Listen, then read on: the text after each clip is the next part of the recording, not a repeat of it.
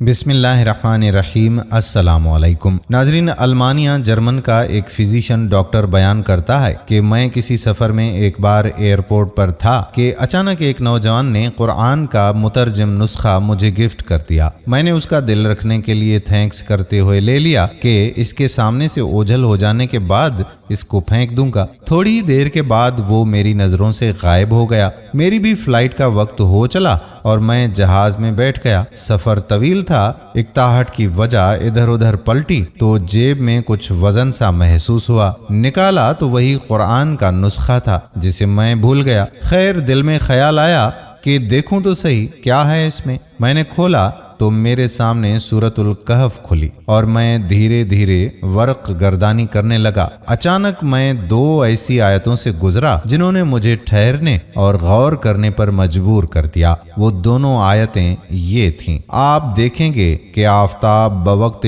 طلوع ان کے غار سے دائیں جانب کو جھک جاتا ہے اور بوقت غروب ان کے دائیں جانب کترا جاتا ہے، اور وہ اس غار کی کشادہ جگہ میں ہیں۔ دوسری آیت یہ تھی جس کا ترجمہ ہے: اور آپ خیال کرتے کہ وہ بیدار ہیں حالانکہ وہ سوئے ہوتے تھے، خود ہم ہی انہیں دائیں بائیں کروٹیں دلایا کرتے تھے۔ ان کا کتا بھی چوکھٹ پر آہنی ہاتھ پھیلائے ہوئے تھا۔ سورہ کہف آیت نمبر 17-18۔ ڈاکٹر صاحب کہتے ہیں کہ ان کا سونا اور کروٹیں لینا سمجھ میں آتا ہے کہ یہ اس لیے ضروری ہے تاکہ ان کے جسم اگر ایک ہی کروٹ رہیں گے تو خراب ہونے اور جسم کو مٹی کے کھا جانے کا خطرہ ہے۔ ڈاکٹر کو اس سے بھی کوئی حیرت نہیں جس میں ہے کہ آپ دیکھیں گے کہ آفتاب بوقت طلوع ان کے غار سے دائیں جانب کو جھک جاتا ہے اور بوقت غروب ان کے بائیں جانب کترا جاتا ہے، اور وہ اس غار کی کشادہ جگہ میں ہے، کیونکہ سورج غار میں روزانہ داخل ہوتا ہے مگر ڈائریکٹ ان کے جسم پہ روشنی نہیں پڑتی۔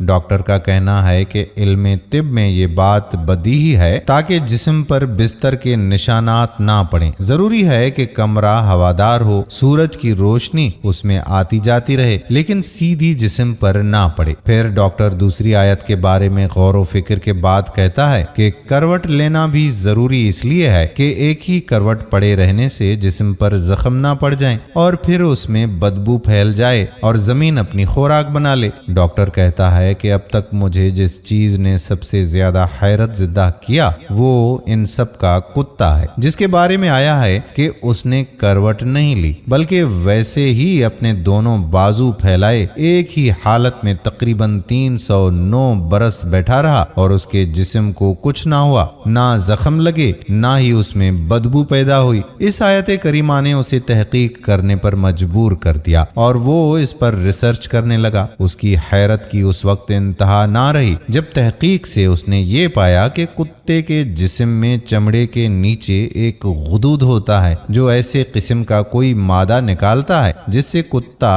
اگر زندہ ہے تو اس کا چمڑا خراب نہیں ہوتا، بھلے وہ کتنے برس تک کیوں نہ بیٹھا رہے۔ اسی وجہ سے ان سب کا کتا ان سب کی طرح کروٹ نہیں لے رہا تھا۔ اس معجزاتی آیت کریمہ نے اس المانی ڈاکٹر کو اسلام لانے پر مجبور کر دیا اور وہ مسلمان ہو گیا، الحمدللہ۔ ناظرین، اور ہمیں اس المانی ڈاکٹر کے اسلام قبول کرنے نے حیران کر دیا کہ ہم میں کتنے لوگ ہیں جو قرآن کو اس طرح پڑھتے ہیں جس طرح اس ڈاکٹر نے پڑھا، سمجھا، تحقیق و تدبر کیا، غور و فکر کیا اور ایک بہترین نتیجے پر پہنچا۔ ہم نے سورہ کہف سینکڑوں بار پڑھی ہوگی بلکہ ہر جمعے کو پڑھتے ہیں، لیکن کیا ہم نے کبھی اس طرح غور کیا کہ ان سب کے کروٹ لینے کا سبب کیا تھا؟ اور کتا ایک حال میں بیٹھا رہا، اس نے کروٹ نہیں لی تو کیوں؟ اس سب کا کیا سبب تھا؟ اس لیے اللہ نے ہمیں تدبر اور غور و فکر کرنے کا حکم دیا ہے۔ اللہ تعالیٰ مجھ گنہگار سمیت ہم سب کو قرآن پاک سمجھ کر پڑھنے کی کامل توفیق عطا فرمائے، آمین۔ دوستو، ویڈیو پسند آئی ہو تو اپنے دوستوں کے ساتھ شیئر ضرور کیجیے گا۔ آنے والی ویڈیو تک اپنے میزبان قادر بخش کلہوڑو کو اجازت دیجیے۔ اللہ حافظ۔